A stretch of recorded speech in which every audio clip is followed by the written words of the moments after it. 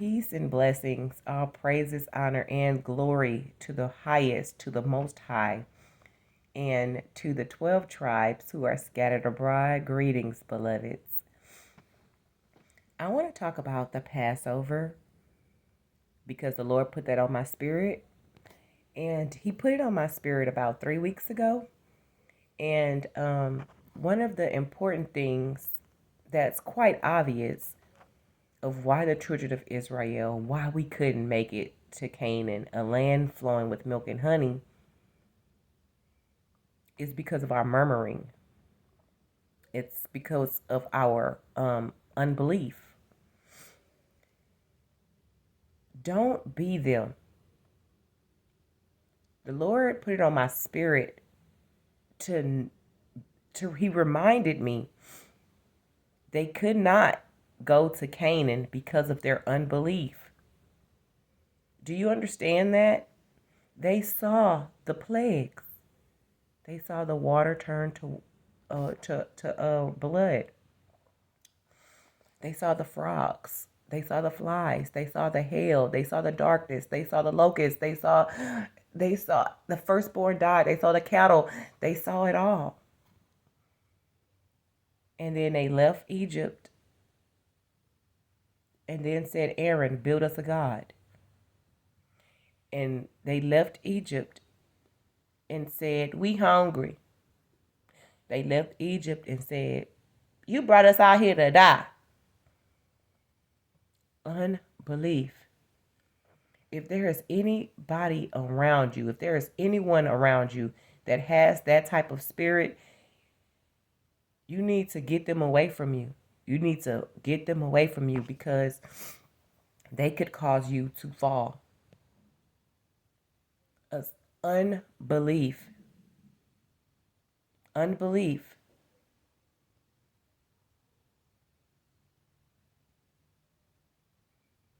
The Lord saved us out of Egypt. He saved His lot, His chosen people, His inheritance, His chosen, His beloveds from the heathens. And yet we still did not believe. Don't be those people. Although, you are your forefathers. Don't be them. Don't be like them. Be better than them. They murmured. They saw the works and they still murmured. Salakia, ask God to remove that spirit away from you if you have it. Ask God to remove anyone out of your life who has that spirit. Or you pray for them and, all praise to the Most High if they get that spirit off of them. But if they don't, you know what to do. The Passover is approaching.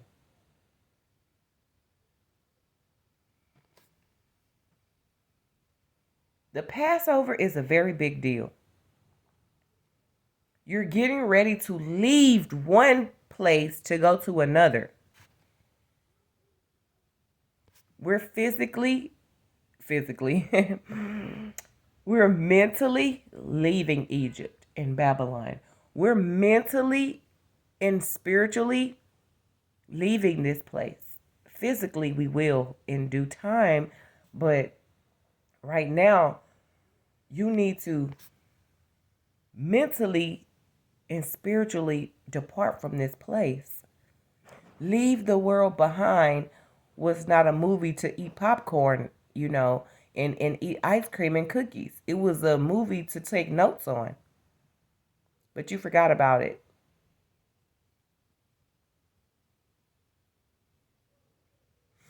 The Passover is a very big deal.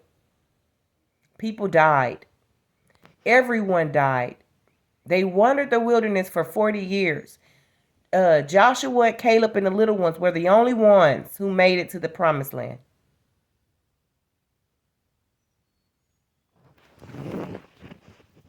Egypt has destroyed our people. You guys are content with your income taxes. You guys are content because you live in a a 2-story house. You guys are content because you drive a Bentley, a Tesla. You guys are okay because you own clothing that you don't have to wear twice. You guys are content because you have these Fortune 500 companies that you work for. You guys are content. What else do you need, right? But as for us, we hate this place. As for the poor and needy, we hate this place. Yes, I am poor and needy. I need to be sprayed down with some wisdom, with some water, bread and honey and milk. Do you have it? We hate this place.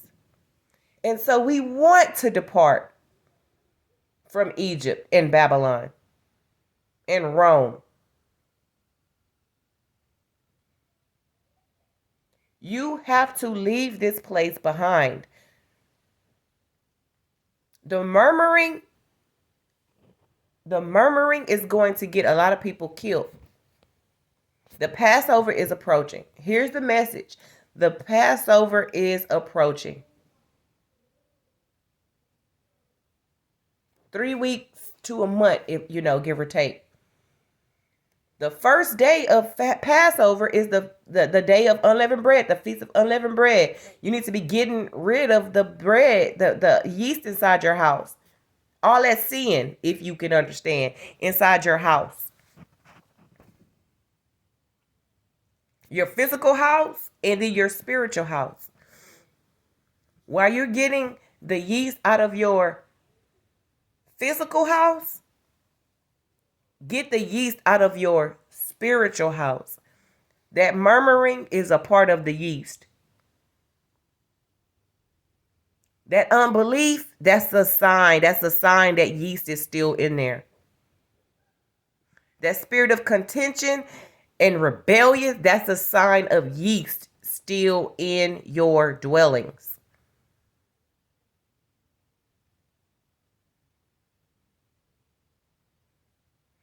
Don't be like them in the wilderness. Prove them. And you see what they didn't work. So we got to do something else.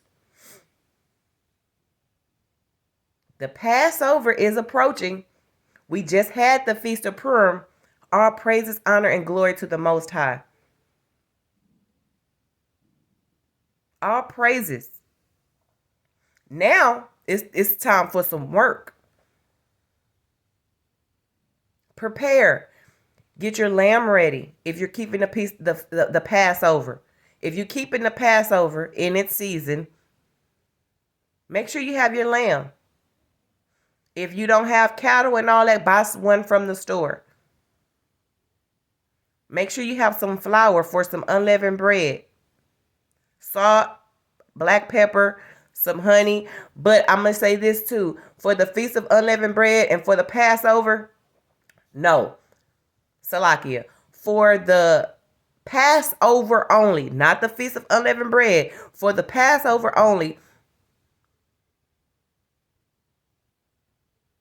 you could put honey inside your unleavened bread, but I wouldn't. I wouldn't put honey inside my Passover unleavened bread. Not the honey. Because nothing was sweet. Now for the Feast of Unleavened Bread, the remaining days, go ahead and, do your thing. Do your thing. But you're going to have bitter herbs. So they should match. It should match. This is a very important and very real, very serious day. I mean, but it's not a sin to put honey inside your unleavened bread. You might have somebody, please watch the video.